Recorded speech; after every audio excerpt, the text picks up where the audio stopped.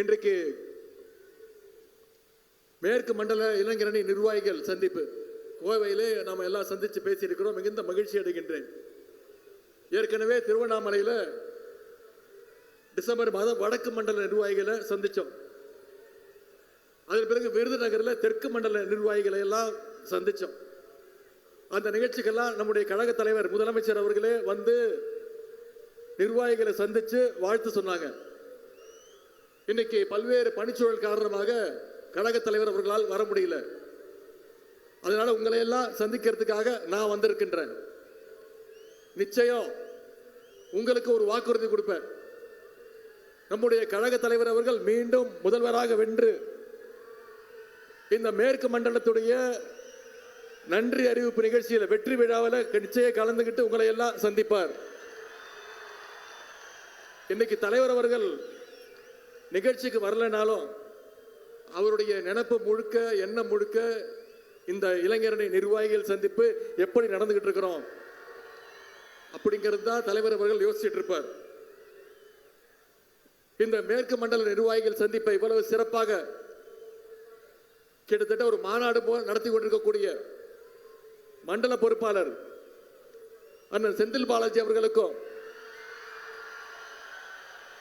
மாநாட்டுடைய வெற்றிக்காக கடந்த 10-15 நாட்களாக கடுமையாக உழைத்த அனைத்து மாவட்ட கழக செயலாளர்களுக்கும் பொறுப்பாளர்களுக்கும் அனைத்து அமைப்பாளர்களுக்கும் இந்த பகுதியுடைய மாவட்ட கழக செயலாளர் அண்ணன் தளபதி முருகேசன் அவர்களுக்கும் சகோதரர் செந்தமிழ் செல்வன் அவர்களுக்கும் அண்ணன் தொண்டாமுத்தூர் ரவி அவர்களுக்கும் அனைத்து நாடாளுமன்ற சட்டமன்ற உறுப்பினர்களுக்கும் இளைஞரணியினுடைய மாநில இணை துணை செயலாளர்கள் மாவட்ட அமைப்பாளர்கள் துணை அமைப்பாளர்கள் அத்தனை நிர்வாகிகளுக்கும் என்னுடைய நன்றியை நான் தெரிவிச்சுக்கிறேன்.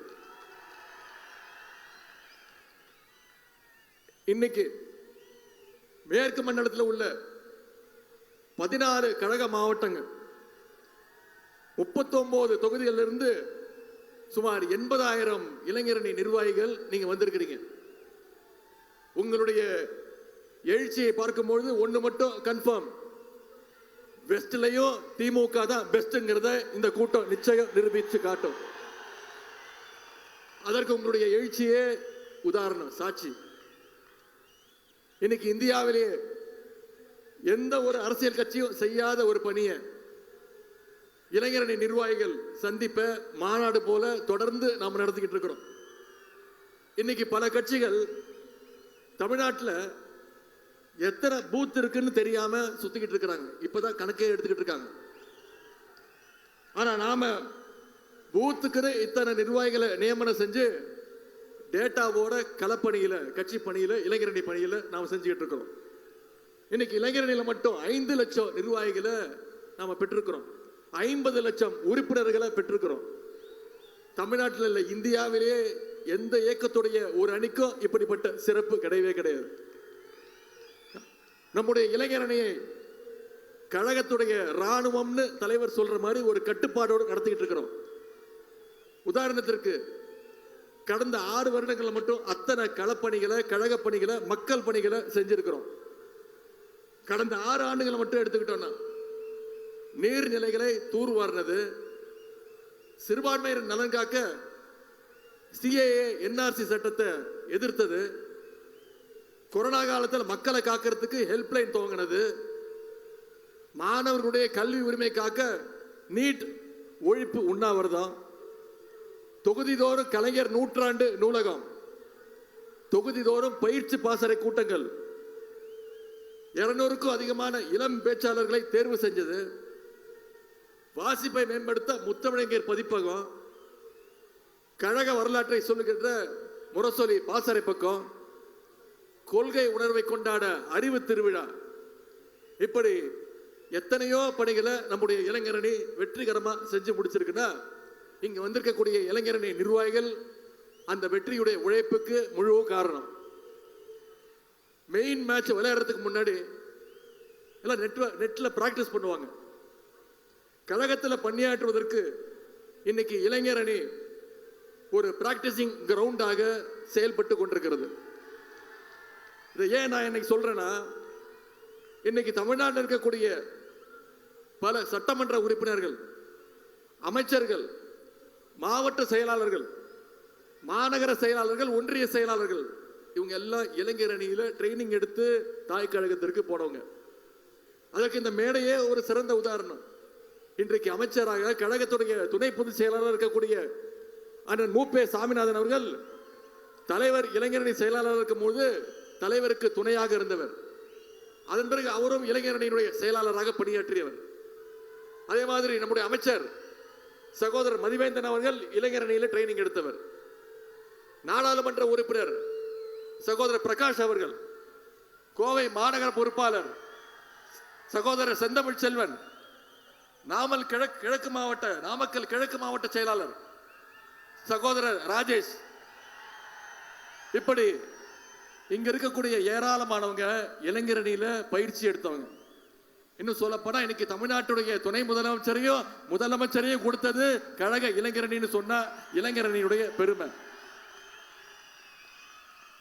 அப்படிப்பட்ட இளைஞரணி தந்த நம்முடைய தலைவர் அவர்கள் இன்னைக்கு ஆட்சி அரசியல் ரெண்டுலையுமே இந்தியாவுக்கே ஒரு வழிகாட்டக்கூடிய ஒரு தலைவராக செயல்பட்டு கொண்டிருக்கிறார்.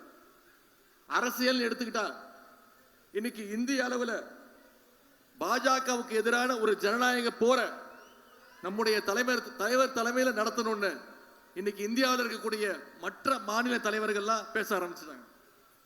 ஆட்சியை பொறுத்த வரைக்கும் நம்முடைய தலைவர் அவர்கள் எண்ணற்ற திட்டங்களை கொடுத்துக்கிட்டு இருக்கிறார். ஒரு சில திட்டங்களை மட்டும் இங்க நினைவுபடுத்த விரும்புறேன். 2021 ஆட்சிக்கு வந்ததும் நம்முடைய தலைவர் போட்ட முதல் கையெழுத்து மகளிருக்கான விடியல் பயண திட்டம். அடுத்து பள்ளி குழந்தைகளுக்கான முதலமைச்சர் காலை உணவு திட்டம், புதுமை பெண் திட்டம், தமிழ் புதல்வன் திட்டம், நான் முதல்வன் திட்டம், 10 லட்சம் கல்லூரி மாணவிகளுக்கு லேப்டாப் வழங்குகின்ற திட்டம். இது எல்லாத்தையும் விட இன்னைக்கு இந்தியாவையே திரும்பி பார்க்க வச்ச ஒரு திட்டம் கலைஞர் மகளிர் உரிமை தொகை திட்டம். ஒவ்வொரு மாசமும் 1,31,00,000 லட்சம் மகளிருக்கு மாதம் 1000 ரூபாய் நம்முடைய முதலமைச்சர் அவர்கள் கொடுத்துட்டு இருக்கிறாங்க. குறிப்பா இந்த மாசம் நம்முடைய முதலமைச்சர் அவர்கள் மகளிருக்கெல்லாம் மிகப்பெரிய ஒரு சர்ப்ரைஸ் கொடுத்தாரு. எதிர்கட்சிகளுக்கு மிகப்பெரிய ஒரு ஷாக்கை கொடுத்தாரு. மகளிரோட அக்கௌண்ட்ல காலையில 6 மணிக்கு எந்திரிச்சு பார்த்தா திடீர்னு 5000 ரூபாய் கிரெடிட் பண்ணி விட்டுட்டாரு. இது மகளிருக்கு மிகப்பெரிய சர்ப்ரைஸ், அடிமைகளுக்கு மிகப்பெரிய ஷாக்கு. என்ன காரணம்? பாஜக அதோட அடிமை கூட்டம், பாசிச கூட்டம், சட்டமன்ற தேர்தல் வருது, அதை காரணம் காட்டி நீதிமன்றத்துக்கு போய் எப்படியாவது அடுத்த 3 மாசத்துக்கு இந்த உரிமை தொகையை எப்படியாவது நிப்பாட்டிடலான்னு முயற்சி பண்ணாங்க. நம்முடைய தலைவர் என்னுடைய தமிழ்நாட்டு மகளிருக்கு நான் கொடுக்கக்கூடிய 1000 ரூபாவை நீ தடுக்க முயற்சி செய்யறியா, இந்த நான் கொடுக்கிறேன் ஒவ்வொருத்தருக்கும் 5000 ரூபான்னு கொடுத்திருக்கிறார் நம்முடைய தலைவர் முதலமைச்சர் அவர்கள். அது மட்டும் இல்ல, கோடைக்கால சிறப்பு நிதியா 2000 5000 ரூபாய் சேர்த்து கொடுத்திருக்கிறார். இன்னொரு வாக்குறுதியும் கொடுத்திருக்கிறார். மீண்டும் திராவிட முன்னேற்ற கழக ஆட்சி அமைச்ச உடனே நம்முடைய தலைவர் முதலமைச்சர் ஆனோடனே மகளிர் உரிமை தொகையை 1000 ரூபாயில இருந்து 2000 ரூபாய் உயர்த்தி கொடுப்பேன்ற வாக்குறுதியும் இன்னைக்கு கொடுத்திருக்கிறார். இதுதான் நம்முடைய ஆட்சிக்கும் சங்கி கூட்டத்திற்கும் இருக்கக்கூடிய ஒரு வித்தியாசம். அதுவும் தலைவர் 7 மணிக்கு கிரெடிட் பண்ணார். நம்முடைய தமிழ்நாட்டு மகளிர் 9 மணிக்கெல்லாம் போய் பேங்க்ல போய் வித்ட்ரா பண்ணிட்டாங்க. அந்த அளவுக்கு ஒன்றிய அரசு மீது தமிழ்நாட்டு மக்களுக்கு மகளிருக்கு அந்த அளவுக்கு பயம்.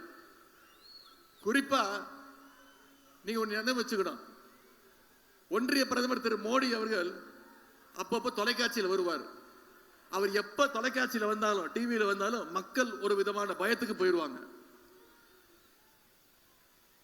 இந்த தடவை என்ன சொல்ல போறாரோ அப்படின்னு மக்கள் பயத்துக்கு போயிடுவாங்க. ஏன்னா 2020 உங்களுக்கு ஞாபகம் இருக்கு, ஒரு நாள் திடீர்னு தொலைக்காட்சியில் தோன்றி கொரோனா வரப்போகுது, அதை சமாளிக்கிறதுக்கு ஒரே வழிதான், எல்லாரும் வீட்டுக்குள்ள போய் 1 மாசம் ஒளிஞ்சுக்கோங்க அப்படின்னு சொல்லிட்டு போயிட்டார். அது மட்டும் இல்லை, உங்களுக்கு இன்னொன்று ஞாபகம் இருக்கும், 2016ஆம் ஆண்டு இதே மாதிரி திடீர்னு டிவியில் வந்தார். டிமானிட்டைசேஷன், பண மதிப்பிழப்புன்னு சொல்லி எல்லார்கிட்ட இருக்கிற 500 ரூபாய் 1000 ரூபாய் செல்லாதுன்னு சொல்லிட்டு போயிட்டார். அன்னைக்கு எவ்வளவு மக்கள், நூற்றுக்கணக்கான மக்கள் வெயில்ல நின்று செத்தாங்க. இதுதான் நம்முடைய தலைவர் தொலைக்காட்சியில வந்தா மக்கள் மகிழ்ச்சியோட பார்க்கறாங்க. இதான் நம்முடைய தலைவருக்கும் ஒன்றிய பிரதமருக்குமான அந்த வித்தியாசம். அது மட்டும் இல்ல, மக்கள்கிட்ட இருக்கிறது பிடுங்குற ஆட்சி ஒன்றிய பாஜக ஆட்சி. மக்களுக்கு எப்போதுமே கொடுக்கின்ற ஆட்சி நம்முடைய திராவிட மாடல் ஆட்சி. இப்படி பல்வேறு திட்டங்களை செயல்படுத்துறதுனாலதான் இன்னைக்கு நம்முடைய முதலமைச்சர், நம்முடைய தமிழகம் 11.19% வளர்ச்சியோடு இன்னைக்கு இந்தியாவிலேயே தலை சிறந்த மாநிலமாக பெற்றிருக்கு. அதற்கு என்னெல்லாம் இடைஞ்சல் செய்யலாம் அப்படின்னு இன்னைக்கு திட்டம் போட்டு ஒன்றிய பாஜக அரசு செயல்பட்டு இருக்கு. மொழி உரிமை, கல்வி உரிமை, நிதி உரிமைன்னு ஒவ்வொரு உரிமையும் பறிக்க பார்க்கறாங்க. நியூ எஜுகேஷன் பாலிசி, புதிய கல்விக் கொள்கைன்னு கொண்டு வந்து தமிழ்நாட்டுக்குள்ள ஹிந்தியையும் சமஸ்கிருதத்தையும் நுழைக்க பார்க்கறாங்க. இதுவரைக்கும் தமிழ்நாட்டு பக்கமே எட்டி பார்க்காத திரு அமித்ஷா அவர்களும் திரு மோடி அவர்களும் தேர்தல் வருதுன்னு வர ஆரம்பிச்சிருக்கிறாங்க. ஏன்னா அவங்க மட்டும்தான் வருவாங்க, தமிழ்நாட்டுக்கு எந்த நிதியும் வராது, எந்த திட்டமும் வராது. சமீபத்தில் ஒன்றிய அரசு பட்ஜெட் தாக்கல் பண்ணாங்க. அந்த பட்ஜெட்ல பாத்தீங்கன்னா தமிழ்நாட்டுக்கு எந்த திட்டத்தையும் ஒதுக்கல. ஆனா அவங்க பட்ஜெட்டை முழுசா படிச்சு முடிக்கிறதுக்கு முன்னாடியே தமிழ்நாட்டில இருந்து ஒரு பாராட்டு குரல். யாரு? எதிர்க்கட்சி தலைவர் திரு எடப்பாடி பழனிசாமி அவர்கள். அதனாலதான் பட்ஜெட் சூப்பர்னு டயர் புகர் பழனிசாமி இன்னைக்கு ஃபயர் விட்டுக்கிட்டு இருக்காரு. அதனாலதான் அடிக்கடி சொல்லுவேன், அரசியல்ல நாம பல பேர் முரட்டு பக்தர்களை பார்த்திருப்போம், முரட்டு தொண்டர்களை பார்த்திருப்போம். ஆனா இன்னைக்கு ஒரு முரட்டு அடிமையா திரு எடப்பாடி பழனிசாமி அவர்கள் திரு மோடி அவர்களுக்கு மாறி இருக்காரு. நீங்க தொலைக்காட்சியில பார்த்திருப்பீங்க, 3 நாட்களுக்கு முன்பு எதிர்க்கட்சி தலைவர் எடப்பாடி பழனிசாமி அவர்கள் ஒரு தியேட்டர்ல போய் படம் பார்க்கிறார். திரு எம்ஜிஆர் அவர்கள் நடிச்ச படம் பார்த்து ஒரே கண்கலங்கிறார், அழுகுறார். நான் யோசிச்சு பார்த்தேன், இந்நேரம் திரு எம்ஜிஆர் அவர்கள் உயிரோடு இருந்திருந்தாருன்னா இவரை பார்த்து என் கட்சியை எப்படி ஆக்கிட்டீங்களேன்னு பார்த்து எப்படி எழுதிருப்பாருன்னு யோசிச்சு பார்த்தேன். 2019 அதிமுகவை பாஜகவுக்கு அடகு வச்சார். 2021 அதிமுகவை பாஜகவுக்கு லீஸுக்கு விட்டார். இப்போ 2026 அதிமுகவை பாஜகவுக்கு மொத்தமா வித்துட்டார். தன்னுடைய சுயநலத்திற்காக எடப்பாடி பழனிசாமி அவர்கள் அதிமுகவை அழிவு பாதையில கொண்டு போயிட்டு இருக்கிறார். ஆனா நம்முடைய தலைவர் அவர்கள் நம்முடைய தமிழ்நாட்டை அறிவு பாதையில நம்முடைய தலைவர் அவர்கள் அழைச்சிட்டு போயிட்டு இருக்கிறார். அதனால சங்கிகளுக்கு தமிழ்நாட்டை பார்த்தாலே எப்பொழுதுமே ஒரு வைத்தறிச்சல். இன்னைக்கு இந்தியாவிலேயே ஒரு இயக்கத்தை எப்படியாவது மிரட்டினா உருட்டலான்னு இடி, சிபிஐ இப்படி பல்வேறு அமைப்புகளை வச்சு மிரட்டிட்டு இருக்கிறாங்க. இவங்களுக்கெல்லாம் நம்முடைய தலைவர் அவர்கள் நேற்று மதுரையில தெளிவா ஒரு பதில் சொன்னாங்க. என்ன வழக்கு தானே போடுவீங்க, திமுக உடன்பிறப்புகள் பார்க்காத வழக்குகளா? மொழி போர்ல ராணுவத்தையே எதிர்த்து நின்ற இயக்கம் திராவிட முன்னேற்ற கழகம், மிஸ்ஸாவை பார்த்த இயக்கம் திராவிட முன்னேற்ற கழகம். நம்முடைய தலைவர் அவர்கள் உயிரே போனாலும் எங்களுடைய சுயமரியாதையை நாங்க என்னைக்கு விட்டு கொடுக்க மாட்டோம், தமிழ்நாட்டுடைய உரிமைகளை என்னைக்கு விட்டு கொடுக்க மாட்டோம். அதனாலதான் அடிக்கடி நான் சொல்வேன், நாங்க ஈடிக்கும் பயப்பட மாட்டோம், மோடிக்கும் பயப்பட மாட்டோம். மோடி இல்ல, மோடியோட டாடி வந்தாலும் நாங்க ஃபேஸ் பண்ண தயாராக இருக்கின்றோம். இந்த லட்சணத்துல திரு மோடி அவர்கள் தமிழ்நாட்டுக்கு வந்து பேசுறார். என்ன, டபுள் இன்ஜின் சர்க்கார் வேணுமா? தமிழ்நாட்டுக்கு டபுள் இன்ஜின் சர்க்கார் வேணும்னு திரு மோடி அவர்கள் சொல்றார். தமிழ்நாட்டுடைய இன்ஜின் பலமான ஒரு திராவிட மாடல் இன்ஜின். இது எப்போதுமே தனி டிராக்ல முன்னேறி போயிட்டு இருக்கிற இன்ஜின். நம்ம கிட்ட இருக்கிற இன்ஜின் growth இன்ஜின், நம்ம கிட்ட இருக்கிற இன்ஜின் டெவலப்மெண்ட் இன்ஜின், நம்ம கிட்ட இருக்கிற இன்ஜின் ப்ராக்ரசிவ் இன்ஜின். இன்னைக்கு மகளிருக்கான விடியல் பயண திட்டத்தை திரு மோடி அவர்கள் விமர்சனம் பண்றாரு. மகளிர் எல்லாரும் பஸ்ல போயிடுறாங்களாம், அதனால மெட்ரோக்கு கூட்டம் வர மாட்டேங்குது அப்படின்னு சொல்றார் திரு மோடி அவர்கள். அதே மெட்ரோக்கு நாம நிதி கேட்கும் பொழுது கோயம்புத்தூருக்கும் மதுரைக்கும் நிதி கேட்டோம். அந்த நிதியை, மெட்ரோ நிதியை ஒன்றிய அரசு ஒதுக்கல. இதுல மகளிர் விடியல் பயணத்தை எப்படியாவது ரத்து செய்யணும் அப்படின்னு திரு மோடி அவர்கள் விமர்சனம் பண்றார். நீங்க கேள்விப்பட்டிருப்போம் ஒரு பழமொழி, ஜாடிக்கு ஏத்த மூடின்னு சொல்லுவாங்க. அது மாதிரி இன்னைக்கு மோடிக்கு ஏத்த ஒரு அடிமையா எடப்பாடி பழனிசாமி அவர்கள் கிடைச்சிருக்கிறார். இன்னைக்கு பாஜகவுடைய நோக்கம் மக்களை எப்படியாவது தொந்தரவு பண்ணி வதச்சு வெறுப்பை பரப்பணும். அதனால ஒவ்வொரு மாநிலமா வெறுப்பு அரசியலை பரப்பிட்டு இருக்காங்க. தமிழ்நாட்டில் வாலாட்டலான்னு முயற்சி பண்ணிட்டு இருக்கிறாங்க. நிச்சயம் நம்முடைய தலைவர் முத்துவேல் கருணாநிதி ஸ்டாலின் அவர்கள் என்ற மகத்தான தலைவர் இருக்கின்ற வரைக்கும் பாஜகவுடைய கலவர அரசியலை தமிழ்நாட்டு மக்கள் என்னைக்கும் உள்ள நுழைய விடமாட்டாங்க. போன வாரம் காரைக்காலுக்கு வந்த திரு அமித்ஷா அவர்கள், நீங்க தொலைக்காட்சியில் பார்த்திருப்பீங்க, செய்திகளில் பார்த்திருப்பீங்க, ஒரு செவுத்துல பெயிண்ட் அடிச்சிட்டு இருந்தார். நீங்க எவ்வளவுதான் பெயிண்ட் அடிச்சாலும் சட்டமன்ற தேர்தலில் தமிழ்நாட்டு மக்கள் உங்களுடைய சங்கி கூட்ட முகத்துல கரியத்தான் நிச்சய தமிழ்நாட்டு மக்கள் பூசுவாங்க. இப்ப நடக்கிறது 8 கோடி மக்களுடைய உரிமைகளை பாதுகாக்கின்ற ஒரு போர். பாசிஸ்டுகள் அடிமைகள் எல்லாம் ஒன்னா சேர்ந்து வராங்க. தமிழ்நாட்டை எப்படியாவது சீரழிக்கணும்னு முயற்சி பண்றாங்க. அதை தடுக்க வேண்டிய பொறுப்பு இளைஞரணியினர், நிர்வாகிகள் உங்களுடைய கைகளில் இருக்கு.